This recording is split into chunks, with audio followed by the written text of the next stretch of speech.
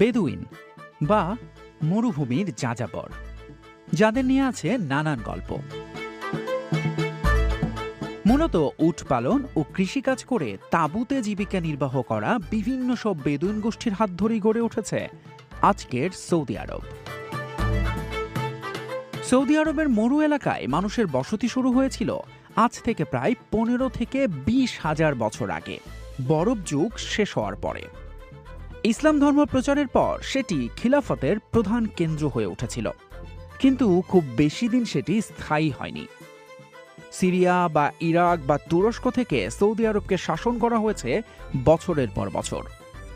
অবশেষে বহু বছর ধরে 3 দফা চেষ্টার পর 1932 সালে স্বাধীন একটি রাষ্ট্র হিসেবে প্রতিষ্ঠিত হয় আজকের সৌদি আরব বা কিংডম অফ সৌদি আরাবিয়া।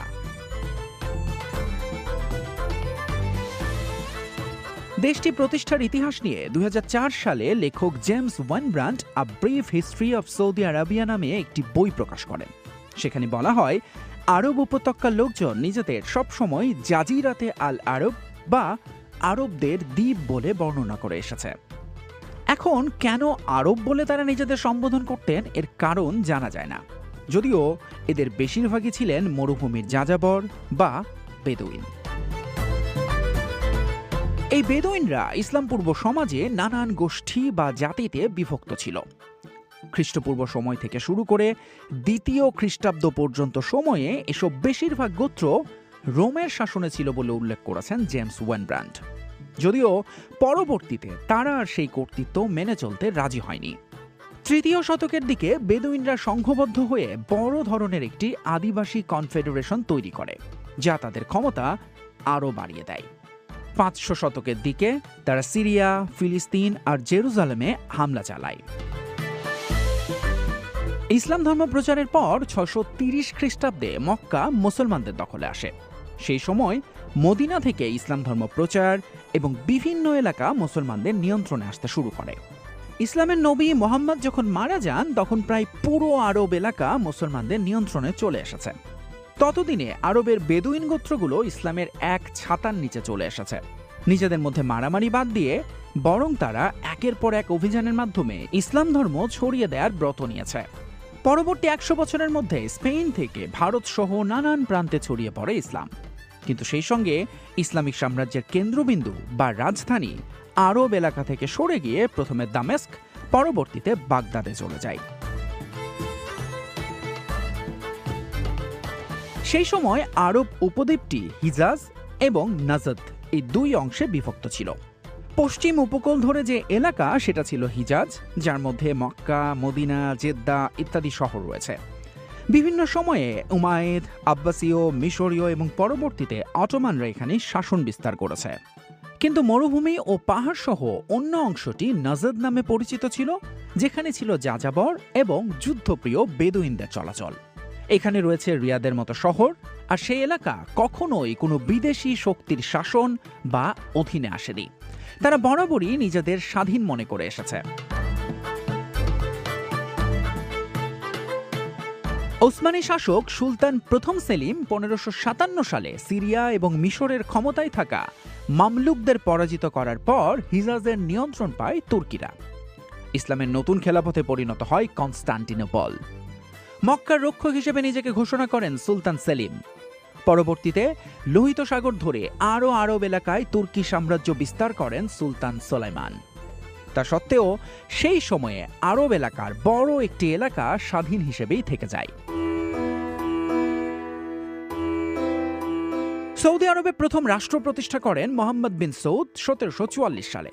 সেই সময় আরবের ধর্মীয় নেতা মোহাম্মদ ইবনে আব্দুল ওয়াহাবের সহায়তায় রিয়াদের কাছাকাছি দিরিয়া নামের একটি এলাকায় বসবাসকারী গোষ্ঠীর প্রধান ছিলেন তিনি। ওসমানী রাজত্ব থেকে আলাদা হয়ে দিরিয়া আমিরাত নামের একটা রাজত্ব তৈরি করেছিলেন, যা ছিল ইতিহাসের প্রথম সৌদি রাষ্ট্র, যদিও সেই রাষ্ট্র ছিল অনেকটা নগর রাষ্ট্রের মতো। আ brief history of Saudi Arabia গ্রন্থে জেমস ওয়েনব্রান্ট লিখেছেন, মোহাম্মদ ইবনে আব্দুল ওয়াহাবের দরকার ছিল তার মতবাদ প্রচারের জন্য সামরিক সমর্থন, আর মোহাম্মদ বিন সৌদের দরকার ছিল তার স্বাধীন আরব রাষ্ট্র গঠনের জন্য ধর্মীয় সমর্থন। তারা দুজনে মিলে নাজদকে একতাবদ্ধ করার উদ্যোগ নেন। মোহাম্মদ ইবনে সৌদের উত্তরাধিকারী আব্দুল আল আজিজ পরবর্তীতে অটোমানদের পরাজিত করে ইরাকের কারবালা সহ কিছু অংশ দখল করে নেন। সেই সময় বিবাহ সূত্রে নাজদ এবং হেজাজের মধ্যে ঐক্য তৈরি করা হয়। এরপর 1803 সালে গুপ্তঘাতকের হামলায় তিনি নিহত হলে তার ছেলে সৌদ বিন আব্দুল আজিজ মক্কা এবং মদিনাও দখল করে নিয়েছিলেন। কিন্তু তুর্কিদের অব্যাহত হামলায় পরবর্তীতে সেই রাষ্ট্র আর টিকে থাকতে পারেনি। পরে 1818 সালে দিরিয়া আবারও তুর্কিদের দখলে চলে যায়। 7 মাসের অবরোধ শেষে মিশরীয় সামরিক কমান্ডার ইব্রাহিম পাশার কাছে আত্মসমর্পণ করেন আবদুল্লাহ বিন সৌদ। শেষ হয় প্রথম দফার সৌদি রাষ্ট্র।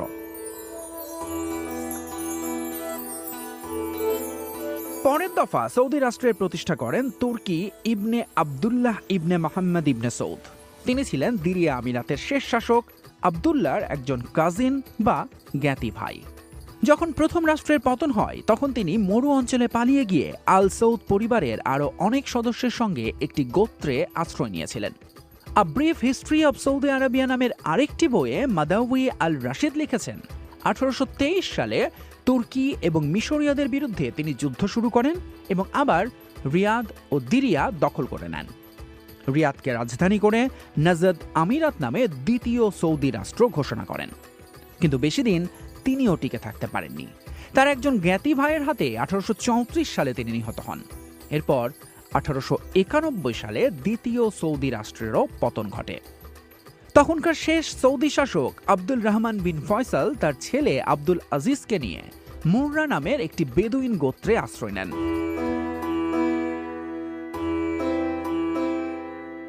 আব্দুল আজিজ বিন আব্দুল রহমান বিন ফয়সাল আল সৌদ, যিনি ইবনে সৌদ নামেই বেশি পরিচিত, তিনি 1902 সালে রিয়াদ দখলের পর তৃতীয় দফার সৌদি রাষ্ট্র প্রতিষ্ঠা করেন, যদিও তখনও সেটি আলাদা রাষ্ট্র হিসেবে স্বীকৃতি পায়নি।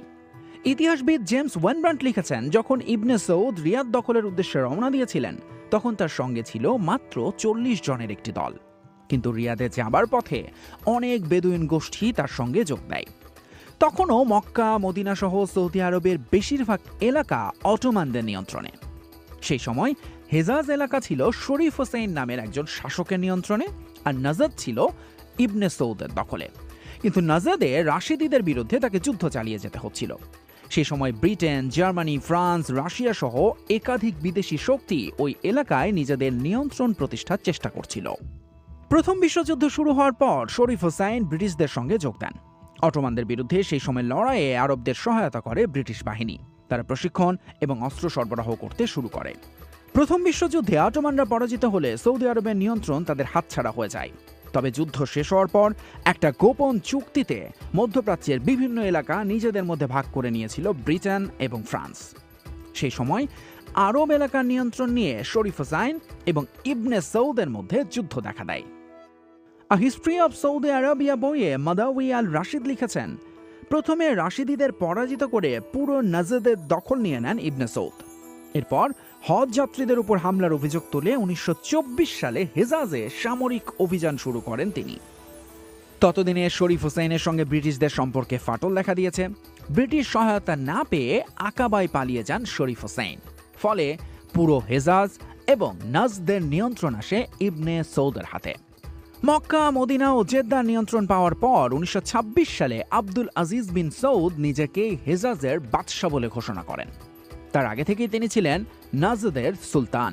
পরের বছর জানুয়ারিতেই তিনি নাজদ এবং হেজাজ মিলিয়ে kingdom of Najd and Hejaz ঘোষণা করেন। ব্রিটিশদের সঙ্গে চুক্তির মাধ্যমে এর স্বীকৃতিও আদায় করে নেন, যদিও সেই সময় তিনি নিজের পদবি ইমাম হিসেবেই বলতেন, আর দাপ্তরিক সব কাজকর্মে তাকে বাদশাহ হিসেবে বর্ণনা করা হতো। এরপর তিনি আরবদের চিরাচরিত জীবনযাপনের ধরনেও পরিবর্তন আনার নির্দেশ দেন। বেদুইনদের একে অপরের সঙ্গে লড়াই, হামলা এবং লুটপাট নিষিদ্ধ করে দেন ইবনে সৌদ। এরপর 1932 সালের 18 সেপ্টেম্বর একটি বাদশাহী ডিক্রি জারি করে হেজাজ এবং সৌদকে এক দেশ হিসেবে ঘোষণা করেন ইবনে সৌদ। আর 23 সেপ্টেম্বর তিনি রাজকীয় আদেশ জারি করেন যে এখন থেকে আরব অঞ্চল আল মামলাকাতুল আরাবিয়া আস সৌদিয়া বা রাজকীয় সৌদি আরব নামে পরিচিত হবে।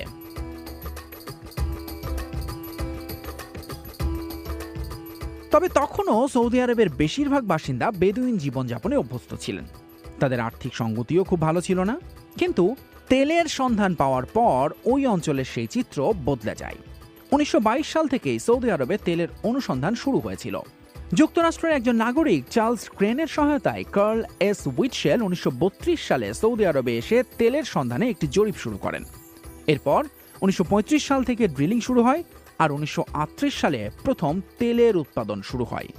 এরপর থেকেই পুরো সৌদি আরবের চেহারা বদলে যেতে শুরু করে, যার হাল এখন ধরেছেন এই পরিবারেরই উত্তরসূরি মোহাম্মদ বিন সালমান।